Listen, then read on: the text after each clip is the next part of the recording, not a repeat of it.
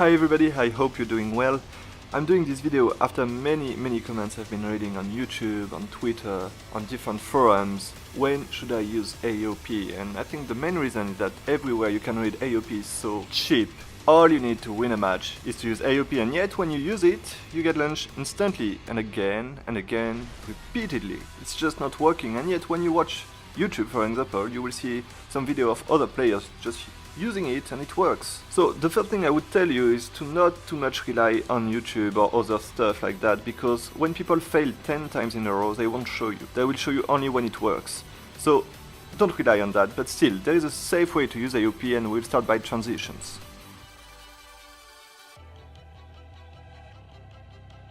I will start by two important points. Transitions into AOP are not hit confirmable, and if your opponent is blocking the attack, let's say up forward 4 into AOP will be negative on block. Since you cannot block when you are in AOP, being in AOP with a frame disadvantage is pretty much being unsafe. Now, something that I already show in my video Breaking the Wall, transitions can be very useful in some very specific situations, and here for example, when you have a bad wall splat and your opponent is too far, 4-3 will cover a good distance and lead you with a good okizeme in AOP against the wall.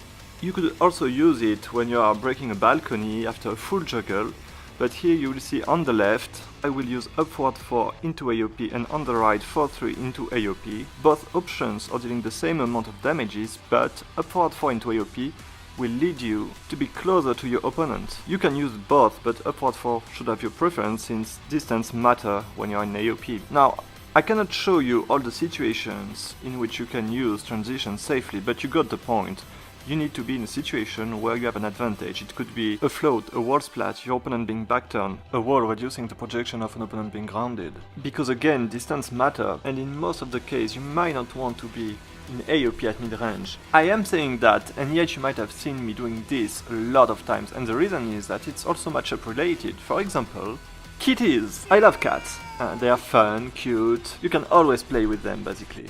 And I mean, you know them, if there is basically just enough space for them on your knee, they will jump on it, right? So now, if you're breaking your head right to your knee and stare at them at mid-range, you can be sure that they will jump on you, and if they are predictable, then you just need to catch them. Now, kitties are not the only ones that would jump on you all the time. This game is very realistic, that's why you also have French girls, smart boys and robots, and many more characters that would jump on you no matter what. And especially at mid-range. So again, in this video I cannot show you all the situations and all the matchups. But keep in mind, a safe use of the transition happens only when you're sure that you will hit your opponent, and it will be useful mainly under certain situations. It could be matchup related, a wall, a balcony, the position of your opponent, and there is also the possibility to use the transition into AOP in an unsafe way, but controlling the risk. But so far we will review another way to use AOP safely, and it is to crush strings.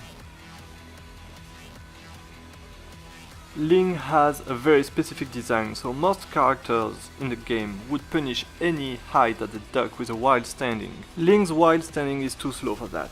So instead, we use, generally speaking, AOP up forward 3. Generally speaking as well, a hop kick would be possible. But if you know Hwoarang a bit, you might know why I'm showing you this move, because of course Hwoarang has a mix-up. So whatever Hwoarang is doing, AOP UF3 is working, which is not the case for a duck followed by a hop kick.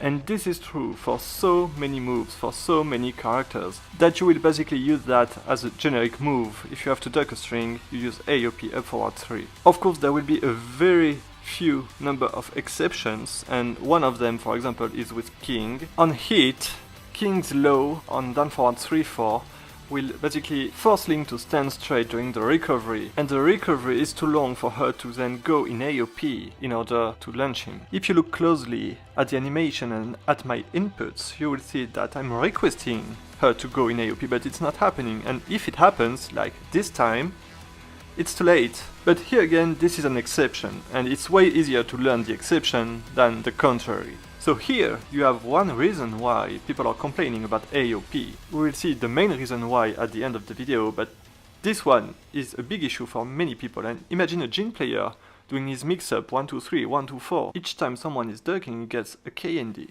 And then a wide Ling appears. So there is basically a reason why people are complaining, but I cannot say that I understand a Jin player. I mean, why do they play Jin in the first place, right? Electric, ooh, that's man. Speaking of electric... Okay, that's enough troll for today. One more thing I wanted to say, just to complete what I said before, while standing 2 off league is not used to duck punish, but to block punish seeable lows. It's just part of her complete arsenal. So now let's move to the next part, which is how to transition into AOP in the neutral. So the first one is not really in the neutral, it's when you get a KND, and especially with AOP for 3. Up for 1-1 is not guaranteed, but almost. I mean, it's very rare that people block it at first. And what I'm doing here, UF1 into AOP for 3 into UF1 and so on. I did it basically 1,000 times, and unless you are already at ruler's rank or above, people just don't block it. So it's almost free to transition again in AOP. So for everything we will see now, what you need to do is to test your opponent, but it's normally working. So another example is when you have a proper wall splat and you use 1 down for 1 to have maximum damages, you can then use down +1. And so from here you can stay in AOP by pressing down. So I'm showing you here all the options that your opponent will have to get up, and you'll see that it works in any case. The only case that makes it not working is the quick recovery kick. I'm not sure about the name in English, but basically it's down +3 when you are on the ground. So what you need to do is to test your opponent, and you test him with down +1, and if ever he does this kick, then enjoy! It's a free wall splat again for you next time, because all you need to do is a up kick.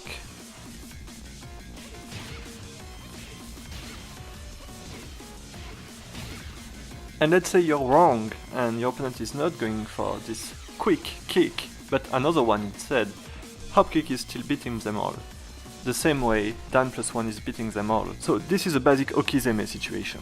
And here you have a small risk to use this transition and down +1 basically to go into AOP, because your opponent has the advantage with that low. It's even more risky for him because you risk a wall splat. Now, there is another possibility for your opponent to deal with that mix-up, which is to stand straight.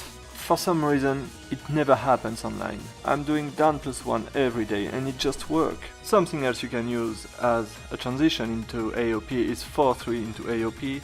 So 4-3 is safe alone. If you had the transition into AOP, then you cannot attack anymore if your opponent blocked it.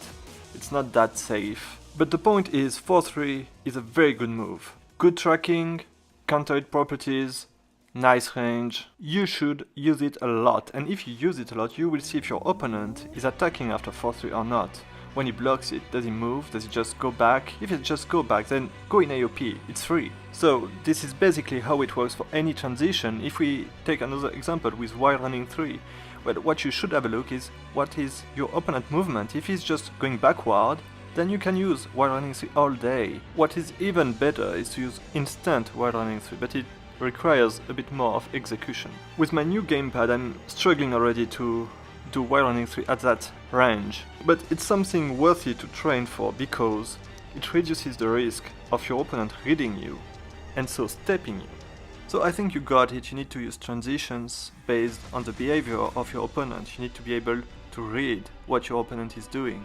Another example that we do the transition to the next part is up forward 4. Up forward 4 is risk free. It's a very good move with counter hit properties, but if you go in AOP from up forward 4, then you take a risk again. The good way to mitigate the risk is again to check what your opponent is doing. If you see that your opponent is trying to punish the orbital with a jab, which is not that rare because orbital are quite hard to punish, especially to wave punish. So they do not use mids, generally speaking. It will be a very fast high that they will do in order to try to wave punish it, because they cannot punish it on block anyway.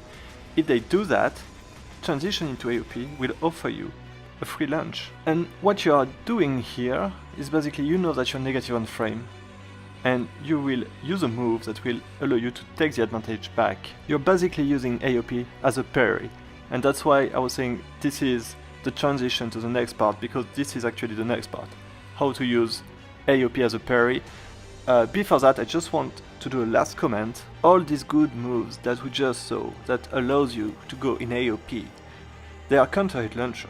We already discussed that. So you need to be ready for for the good juggle. And I'm saying that because when I started to use them, this transition, I've been owned many times. And it's quite logical actually, because you start to use that move and that transition as a bait.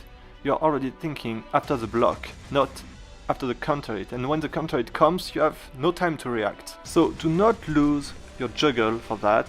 If you learn the transition, learn how to react quickly to use effectively your counter hit if it comes. I got owned so many times, I can't stress it enough, but now we are going into the last part, how to use AOP as a parry.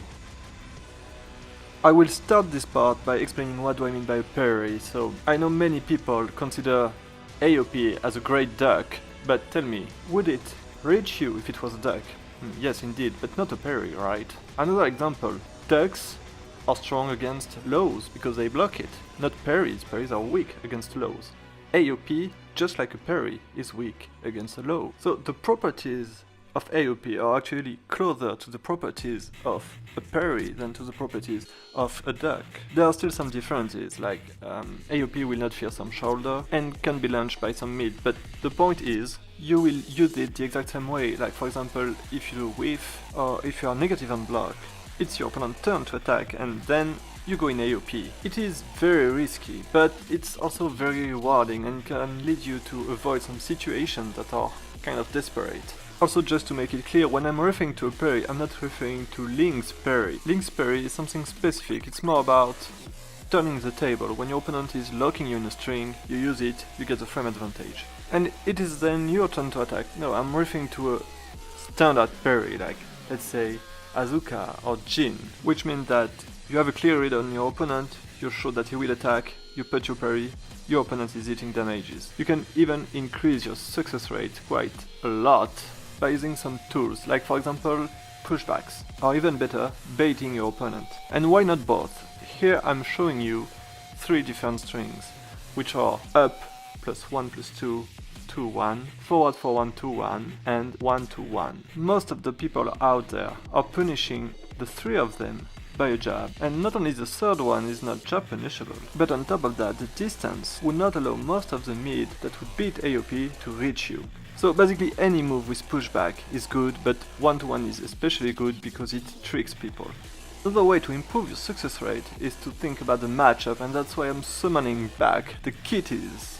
King is designed to force other characters to duck by grabbing, not by using lows, because generally speaking characters are using lows, then you duck. Here it is important to note that because grabs are not reaching AOP, lows are. Another important point, for example, if you start a match against a king player, he might grab you or do a jumping knee if he believes you will duck. The good news is, with AOP, none of them are working.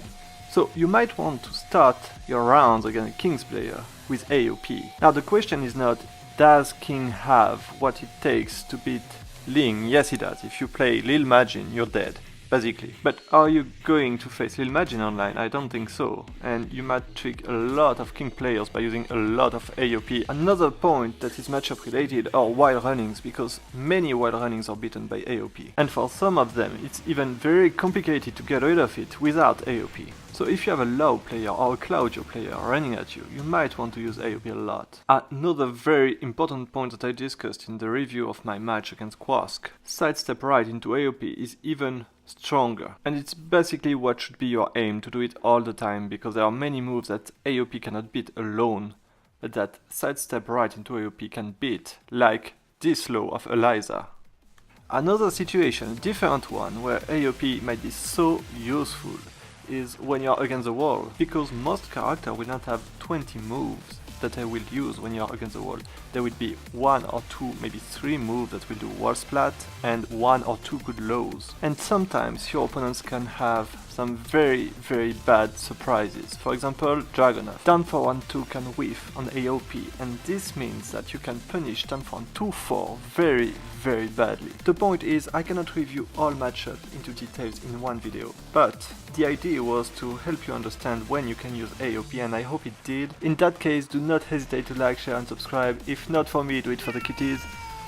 It sounds like they are begging you. They will be the topic of the next video. See you around, thanks, bye.